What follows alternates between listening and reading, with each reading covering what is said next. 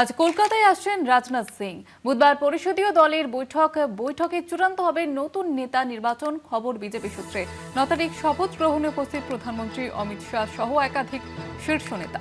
আপনাদের জানিয়ে রাখবো, বুধবার পরিষদীয় দলের বৈঠক এবং সেখান থেকেই নতুন মুখ নির্বাচন হবে, সিদ্ধান্ত নেওয়া হবে দলের তরফ থেকে। এবং আজ কলকাতায় আসছেন রাজনাথ সিং।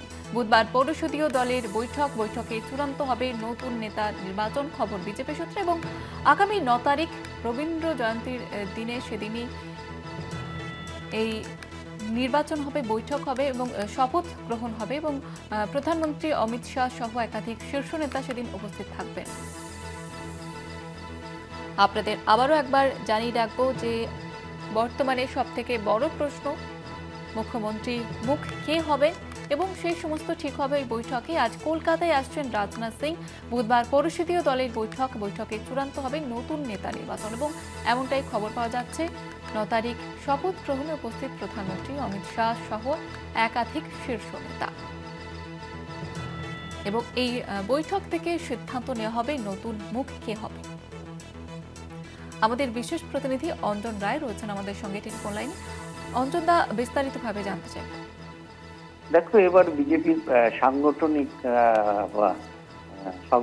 পরিচয় রাজনীতির পালা। কারণ নেতা নির্বাচিত করতে হবে, যারা বিধায়ক নির্বাচিত হয়েছেন তারা এক জায়গায় বসে নেতা নির্বাচন করবেন। সম্ভবত রাজনাথ সিং আজকে আসছেন, কালকে বোধহয় এই পরিষদীয় দলের বৈঠক ডাকা হয়েছে। এই বৈঠকে নেতা নির্বাচিত হওয়ার পর তিনি রাজ্যপালের সাথে দেখা করবেন, সরকার গঠনের জন্য আবেদন জানাবেন।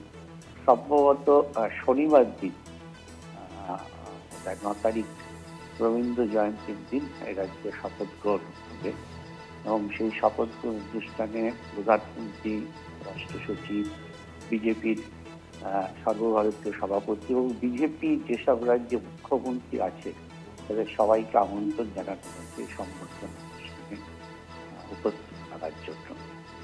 আপাতত এইটুকু জানা গেছে বিজেপি সূত্রে। ধন্যবাদ জানাবো অঞ্জন দা।